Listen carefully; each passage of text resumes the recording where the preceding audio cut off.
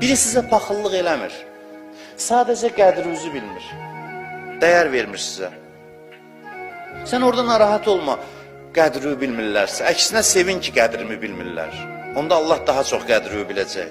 Amma bir şey bil ki, Allah qədir bilməzlər də cəzalandıracaq. Mütləq cəzalandıracaq. Necə yəni, sənin yanında dəyərli adam var idi. Sən onun dəyərini vermədin. Allah elə bir keçəcək. Mütləq başına döyəcək o cəmaat. O toplum, o insan.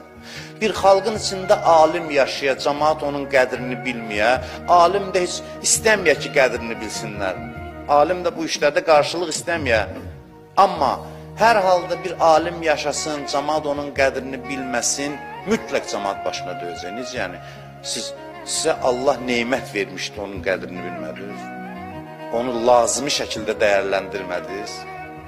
Adətən də cəmaat qədrini bilmir. Adətən də belə olub həmişə. Dünyadan köçəndən sonra bəzi sirlər asılır, bəzi sözlər, biz bilməmişdik, vay, keçir artıq. Amma bunun